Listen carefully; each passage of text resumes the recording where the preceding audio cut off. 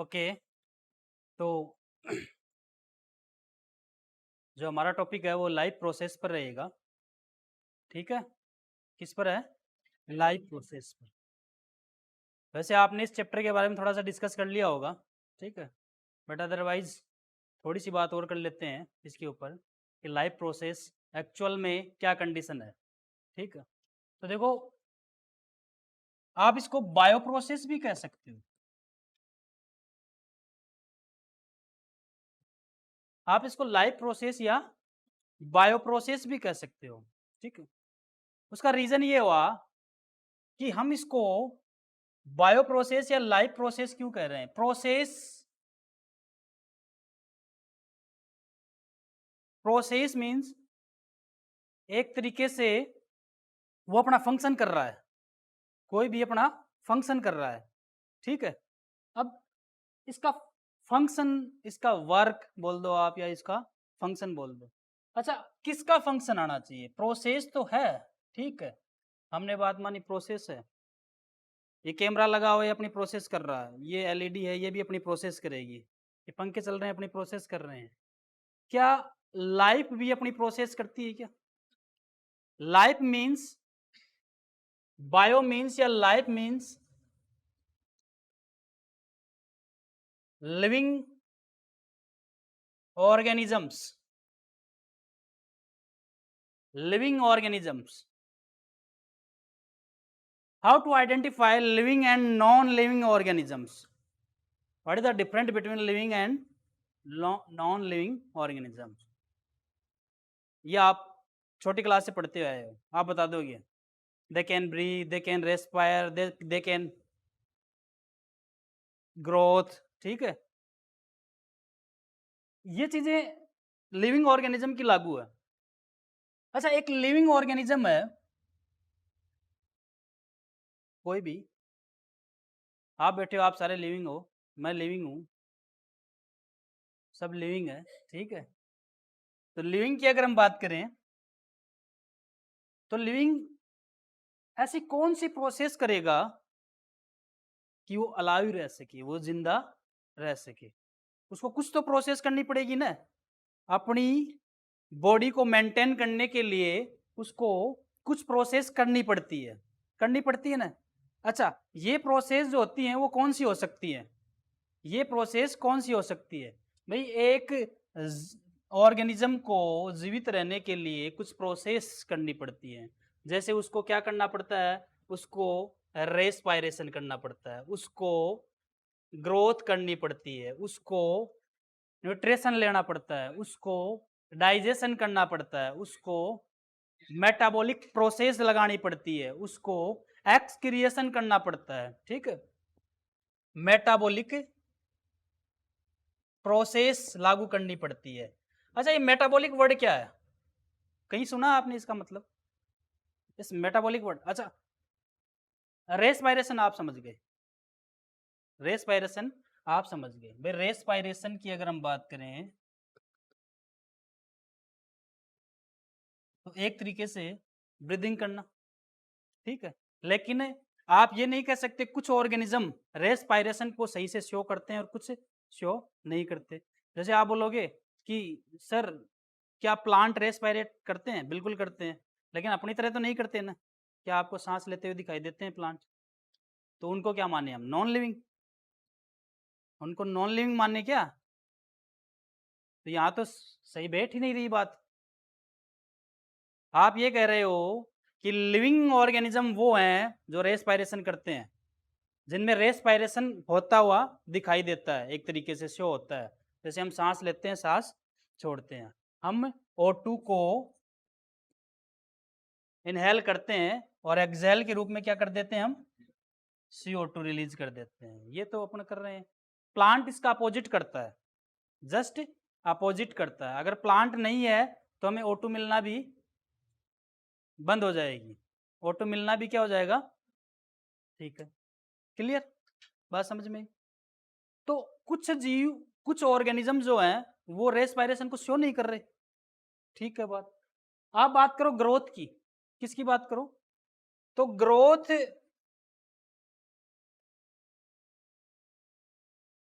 How to define the growth?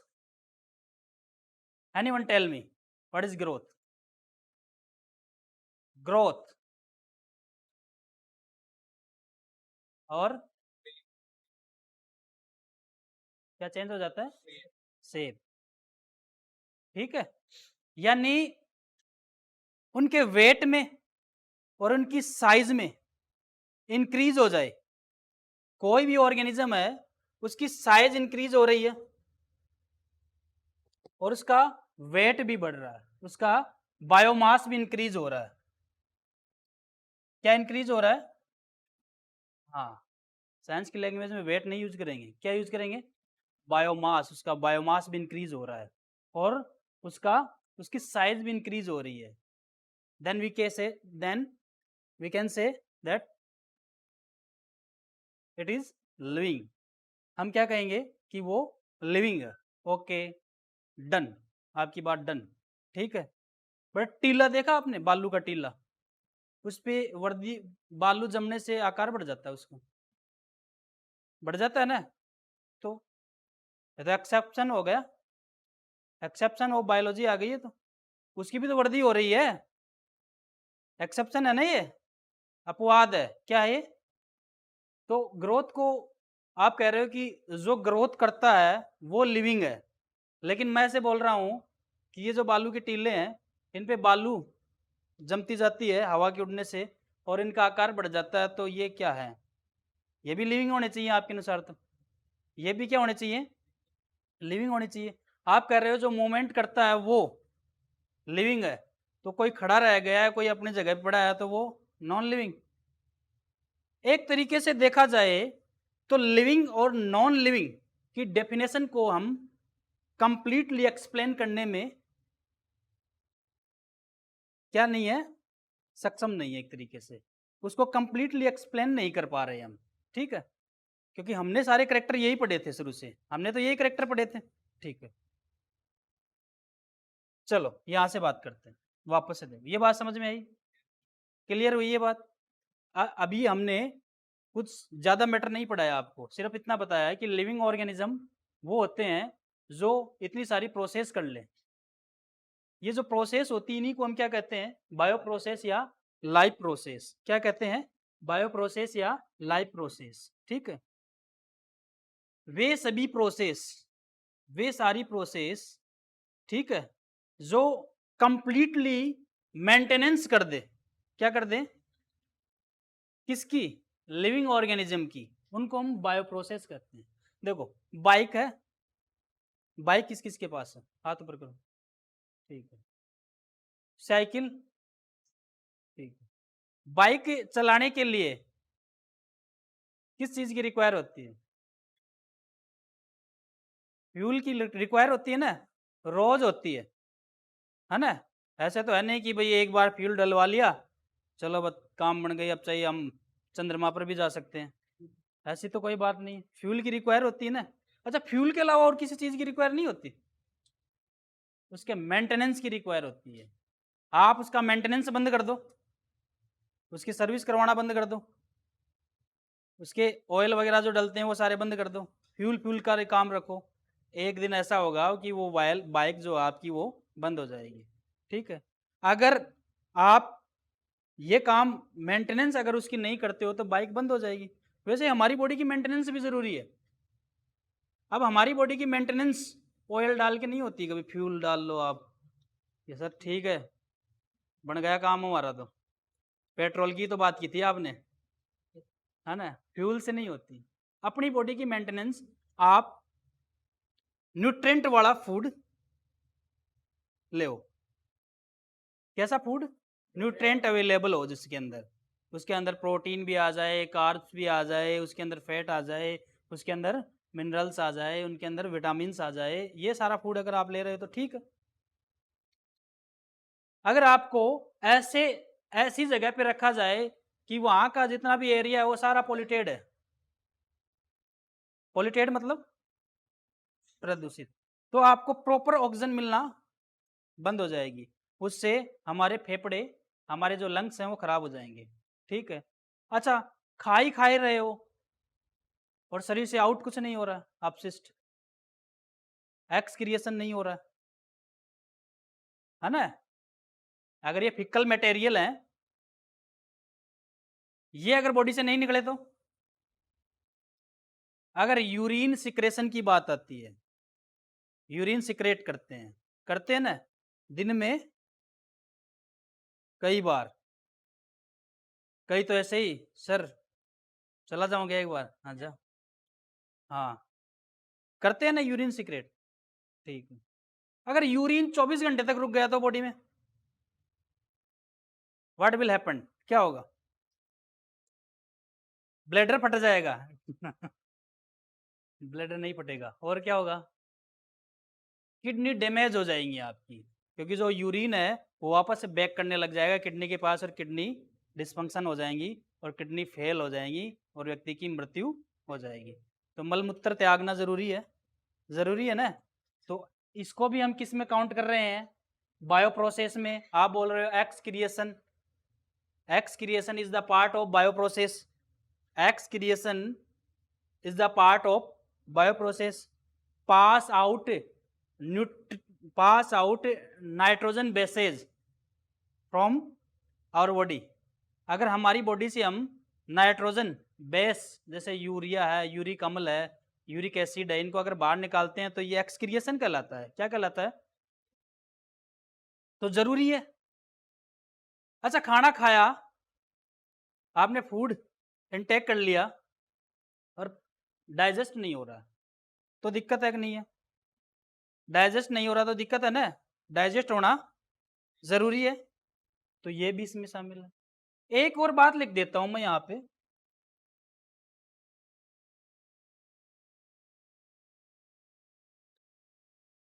Reproduction,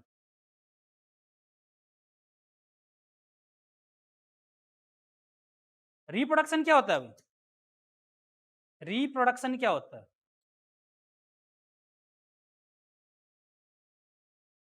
a process in which an organism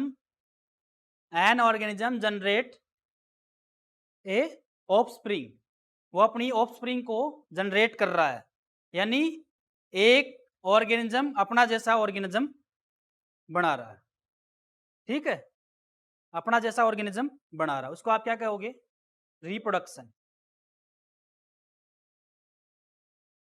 all animals are the result of reproduction, सही है, किसका result है, हम reproduction का ही result है, ठीक है। अब जिसने जीवन में रिप्रोडक्शन नहीं किया तो वो मर जाएगा क्या, तो फिर क्यों शामिल कर दिया इसमें, फिर बायो प्रोसेस में क्यों डाल दिया इसको, कि भाई रिप्रोडक्शन नहीं करे तो इसका मतलब ये तो नहीं कि वो जीव मर जाएगा, ऑर्गेनिज्म। बहुत सारे साधु सन्यासी आप देखते हो, शादी ब्याह नहीं होते उनके, नहीं करते, तो अपने जीवन में उन्होंने संतान उत्पत्ति नहीं की है, तो इसका मतलब वो मर गए क्या, नहीं, तो फिर इसको बायो प्रोसेस में क्यों काउंट किया गया, नहीं पता, तो मैं बताता हूं। किसी भी जीव की, किसी भी जीव की स्पीसीज को मेंटेन करने के लिए रिप्रोडक्शन की आवश्यकता है। अगर रिप्रोडक्शन जीवों ने नहीं किया होता तो इतने सारे ऑर्गेनिज्म हम देखते हैं, लिविंग ऑर्गेनिज्म हमारे चारों तरफ, वो हमें कभी नहीं मिलते, सारे आ गए इसमें, कुत्ता बिल्ली गाय गधा घोड़ा बकरी भैंस जो भी है, सारी रिप्रोडक्शन का ही तो रिजल्ट है, वो देखने के लिए हमें कहाँ मिलते, नहीं मिलते ना। तो बायो प्रोसेस तो तब चलेगी ना जब ऑर्गेनिज्म आए तो सही धरती पे, बायो प्रोसेस तो चालू कब होगी, जब ऑर्गेनिज्म तो आए, और ऑर्गेनिज्म ही नहीं रहेगा तो कोई ये टेबल थोड़ी करेगी, ये थोड़ी करेगा रिप्रोडक्शन, नहीं कर सकता ना, ऐसी बात, समझ में आई बात, क्लियर। अच्छा, मेटाबॉलिक प्रोसेस क्या होती है, इस पर भी बात कर लेते हैं अपन। अच्छा, इसका निचोड़ नहीं निकला, एक्सट्रेट नहीं आया अभी, ये मैंने एक तरीके से आपको ऐसे कॉमन सी बात बताई, ऐसे मान लो, ठीक, अभी हम एंटर नहीं हुए चैप्टर में सही से, ठीक है, समझ में आ रही है बात। मेटाबॉलिक प्रोसेस क्या होती है? मेटाबॉलिक प्रोसेस क्या होती है? किसी को पता है मेटाबॉलिक प्रोसेस? नहीं पता, कोई बात नहीं।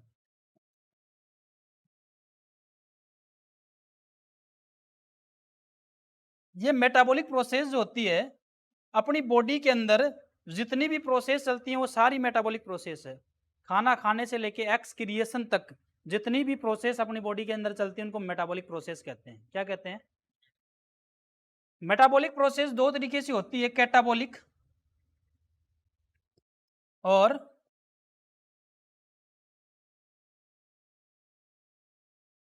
एनाबॉलिक। कैटाबॉलिक और दो तरीके से होती है मेटाबॉलिक प्रोसेस, कैटाबॉलिक और एनाबॉलिक। ठीक है, हम इसको समझते हैं, हम इसको समझते हैं।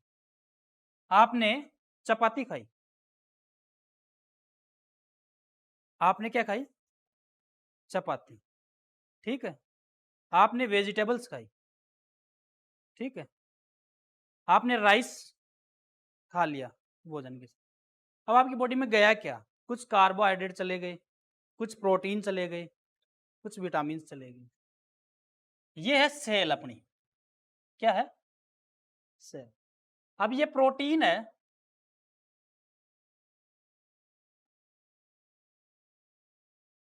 ये प्रोटीन इस सेल के अंदर एंटर हो रहा है, लेकिन ये बड़ा मॉलिक्यूल से डायरेक्ट तो जा ही नहीं सकता। डाइजेशन में हमने एक चीज सीखी, कभी आपने पढ़ा हो तो, कि जो लार्ज मॉलिक्यूल्स होते हैं वो सिंपल में चेंज हो जाते हैं। तो ये जो प्रोटीन है वो डायरेक्ट तो डाइजेस्ट हो ही नहीं, जा ही नहीं सकता, तो इसका टूटना जरूरी है। ये टूट जाएगा किसके अंदर? अमीनो एसिड के अंदर। किसमें? अमीनो एसिड में टूट कर ये सेल के अंदर चला गया। जब इसको रिक्वायर हुई तो वापस से अमीनो एसिड के साथ मिलकर वापस से ये क्या बना लेगा? प्रोटीन। तो टूटना और बनना, टूटना और बनना। सी से याद रखो, कट करो, टूट गया। ए से याद करो, ऐड करो, बन गया। समझ में आ गई बात? नोट करो इस बात को, सिर्फ इस वाली बात को आपको ध्यान नहीं रहेगा। मेटाबॉलिक प्रोसेस के बारे में ये दो लिख लो और इसके आगे आप लिख दो। एक्चुअल में जो लिविंग ऑर्गेनिज्म है उनकी डेफिनेशन क्या हुई? क्योंकि आप बोलोगे ये डेफिनेशन है, ठीक है, हम शुरू से पढ़ते आ रहे हैं, लेकिन यहाँ पे एक्सेप्शन भी तो लागू हो गए, होते हैं ना? एक्सेप्शन लागू हो रहे हैं ना यहाँ पे, कि वृद्धि करता है, वो ग्रोथ करता है, तो वो भी करता है। तो इसकी एक नई डेफिनेशन देखते हैं अपन। ठीक है,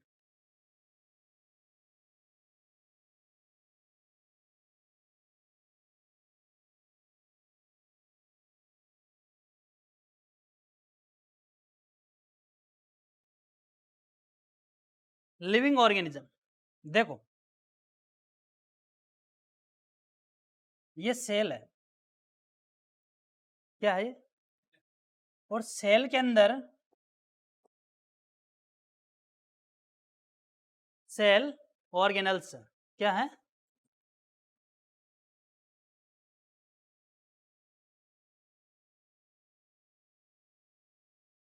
सेल ऑर्गेनल्स क्या है? ठीक है, like mitochondria, lysosome, Golgi body, ठीक है, न्यूक्लियस। ठीक है, तो यहाँ पर ये सेल ऑर्गेनल्स प्रेजेंट है। ठीक है, अगर हम देखें कि अच्छा, टिश्यू क्या होता है? Tissue group of cell, but वो ग्रुप ऑफ सेल जो है ना वो समान होना चाहिए, है ना? अच्छा, सेल आपस में मिलकर टिश्यू का निर्माण करती है, टिश्यू बनाती है। क्या बनाती है? ओके। टिश्यू जो होते हैं डिफरेंट टाइप ऑफ फंक्शन को ऑर्गेनाइज करते हैं बॉडी के अंदर।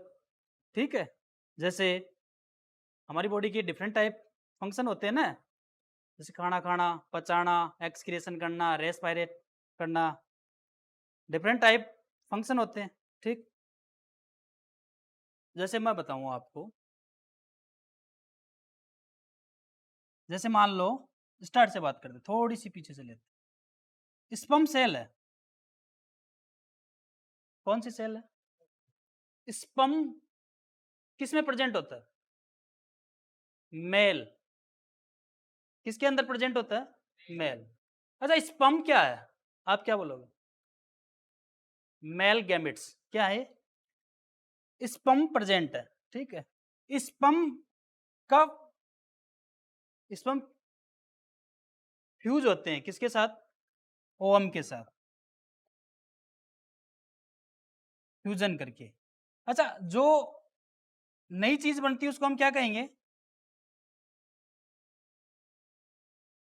जाइगोट। क्या कहेंगे? अच्छा ठीक है, जाइगोट जब बन जाता है और स्पर्म जब बनते हैं तो एक डिवीजन होता है। स्पर्म जब बनते हैं यानी गैमिट्स जब बनते हैं, मेल गैमिट या फीमेल गैमिट जब बनते हैं, तो जो डिवीजन होता है उसको हम कहेंगे मियोसिस। कौन सा डिवीजन? इसमें जो क्रोमोसोम है वो सेपरेट होकर आधे हो जाएंगे। क्रोमोसोम क्या हो जाएंगे? आधे हो जाएंगे, ठीक। अब ये जो जाइगोट वापस से बन गया, इसके अंदर 23 क्रोमोसोम, और इसके अंदर भी कितने हैं? 23 क्रोमोसोम। ये दोनों मिलकर इसमें चले जाते हैं, तो वापस से कितने हो गए? 46 क्रोमोसोम। कितने क्रोमोसोम हो गए? ठीक। अब ये जाइगोट बन गया, इससे बनता है लास्ट में जाके क्या?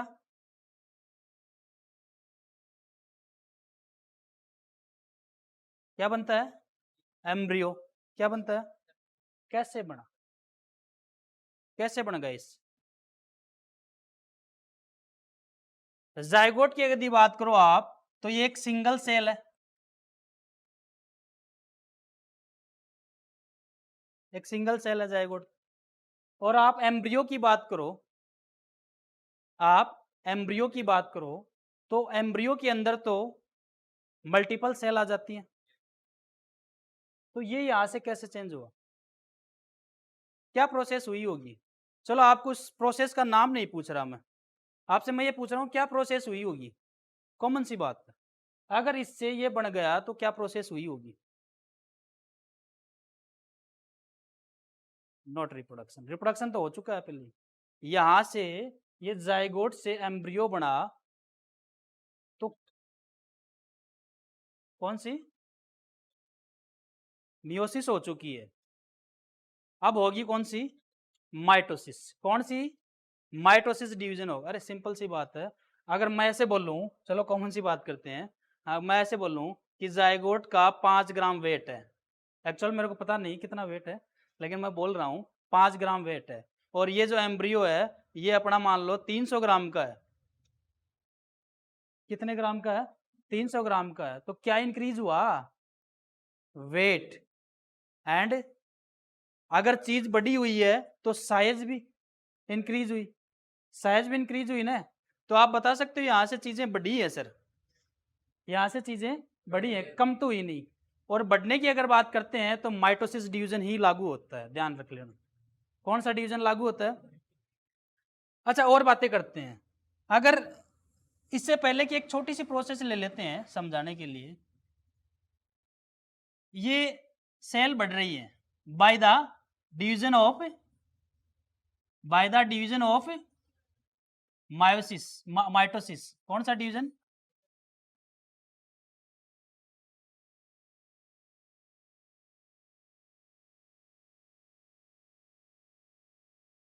ये सेल बढ़ गई, ठीक है।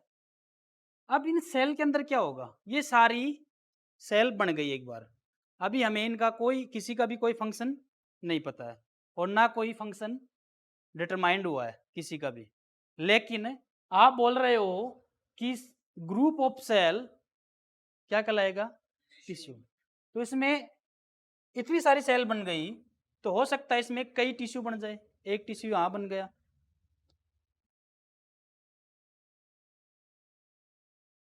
ठीक है, एक टिश्यू यहाँ बन गया, एक टिश्यू यहाँ बन गया, एक ये बन गया, एक ये बन गया, एक ये बन गया। तो कई टिश्यू बन गए। अब ये अलग अलग फंक्शन को ऑर्गेनाइज करेंगे, ठीक है। जैसे मान लो एक डाइजेशन के लिए आ रहा है, रेस्पॉन्सिबल किसके लिए? डाइजेशन के लिए। एक रेस्पॉन्सिबल किसके लिए? रेस्पिरेशन के लिए। कोई और किसी काम के लिए। हमारी बॉडी के अंदर बहुत सारे फंक्शन होते हैं, तो सबके लिए अलग अलग बट गए, ठीक। तो इस प्रकार से अगर हम देखें, टिश्यू जो होते हैं आगे चलकर क्या बनाते हैं? ऑर्गन। क्या बनाते हैं? और ऑर्गन आपस में जुड़ते गए तो क्या बनाएंगे? Organ system. और ऑर्गन सिस्टम से बॉडी कंप्लीट बन जाती है, ठीक है। क्लियर? अब आप बोल रहे हो कि जो ग्रोथ करता है, जो मूव करता है, वो क्या है? लिविंग है। जो मूव करता है या जो ग्रोथ करता है वो लिविंग है। मैं मेरा हाथ हिला रहा हूँ, हिल रहा है हाथ, आप अपना हाथ हिलाते हो, हाथ हिलता है। आप इधर देख रहे हो, उधर जाके बोलूँ तो उधर देखोगे, मूवमेंट होती है ना, ठीक है। अब ये मूवमेंट स्टार्ट कहाँ से हुई? ये मूवमेंट स्टार्ट कहाँ से हुई? अच्छा, हाथ हिलाया तो मूवमेंट हो गई। माइंड से। और बताओ।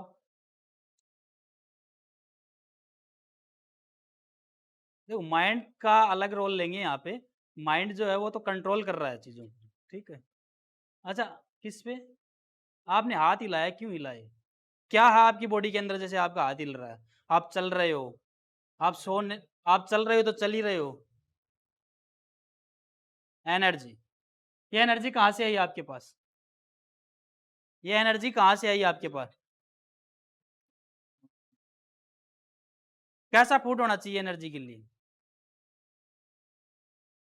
लार्ज कॉम्प्लेक्स होते हैं, वो डायरेक्ट तो सेल में जा नहीं सकता, क्योंकि सेल मेम्ब्रेन जो होती है ना, ये जो सेल मेम्ब्रेन है, ये आपको बता दूं, ये हर किसी सब्सटेंस को अलाउड नहीं करती है। ये हर सब्सटेंस को अलाउड नहीं करती है। अब इस फूड के जो सब्सटेंस है, लाइक ग्लूकोज है, कार्बोहाइड्रेट है, प्रोटीन है, ये इसके अंदर जाने चाहिए, क्योंकि ये इसके अंदर जाएंगे तो किसका काम स्टार्ट हो जाएगा? सेल ऑर्गेनल्स का। यानी माइटोकॉन्ड्रिया है, एटीपी बनाना जनरेट कर देगा, एटीपी बनाने स्टार्ट हो जाएगा, या फिर मान लो न्यूक्लियस की बात करें तो एमआरएनए वगैरह बनाना स्टार्ट कर देगा। ये सारे फंक्शन वो कर रहा है, ठीक है। तो ये जो एनर्जी है ये सेल के अंदर जानी चाहिए। अच्छा, ये जो पार्टिकल्स हैं सेल ऑर्गेनल्स, ये बहुत ही स्मॉल होते हैं, इतने स्मॉल होते हैं कि हमारे पास जो माइक्रोस्कोप पड़ी है उससे हम देख ही नहीं सकते इनको।